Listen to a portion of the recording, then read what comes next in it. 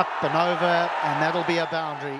যেদিন কেউ খেলেন না সেদিন মাহমুদুল্লাহ রিয়াদি অন্তত খেলেন, ব্যাটিংটা করেন। অন্যদের না পারার দিনে আরেকবার ওই রিয়াদি পারলেন, করে দেখালেন। আরেকটা 50 মাহমুদুল্লাহ রিয়াদের উইলোতে। Again on the shorter side, again Mahmudullah Riyad launched onto it. 44 বলে 6টা 4 ও 1টা 6, 54 রান মাহমুদুল্লাহর ব্যাটে। স্ট্রাইক রেট কেবলই 122।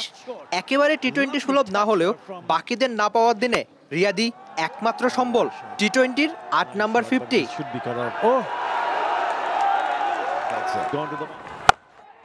আজও পাঁচে নেমে দলের পক্ষে সর্বোচ্চ রান। গোটা দুনিয়ায় আন্তর্জাতিক টি-20তেই 5/এর নিচে নেমে রিয়াদের চেয়ে বেশি রান নেই আর কারো।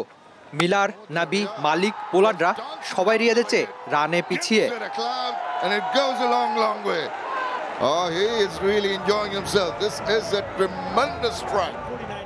হোম অফ ক্রিকেটে একটা 6 রিয়াদের ব্যাটে। বাংলাদেশের হয়ে 187টা 6, এ আর বলার মতো কি? তবুও আছে তো বটেই। 1-6-এ সামনে স্পর্শ করবেন তামিমকে, আর 2-6-এ হবেন বাংলাদেশের হয়ে সর্বোচ্চ ছক্কা মারা ব্যাটার। বয়স ক্যালেন্ডারে 38 পার করেছেন আগে, সেটা তার চেহারা দেখলেই বোঝা যায় বা জানা যায়। তবে ওই যে এক্সপিরিয়েন্স, অভিজ্ঞতার দাম এখনও ক্রিকেটে কতখানি সেটা আরেকবার প্রমাণ করলেন মাহমুদুল্লাহ রিয়াদ।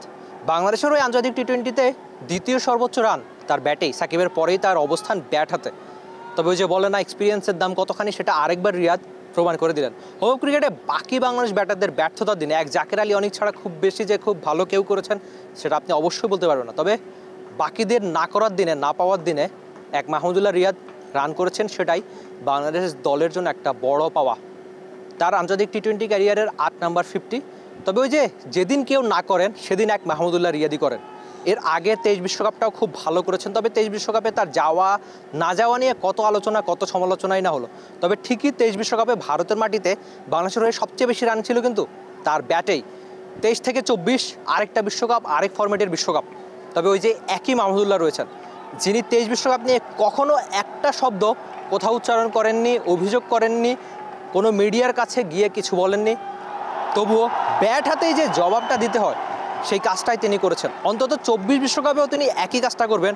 আলোচনা নেই, সমালোচনা নেই, শুধু নিজের কাজটা নিজের করে যাওয়া, সেই কাজটাই বোধহয় মাহমুদুল্লাহ রিয়াদ বেশ ভালো পারেন।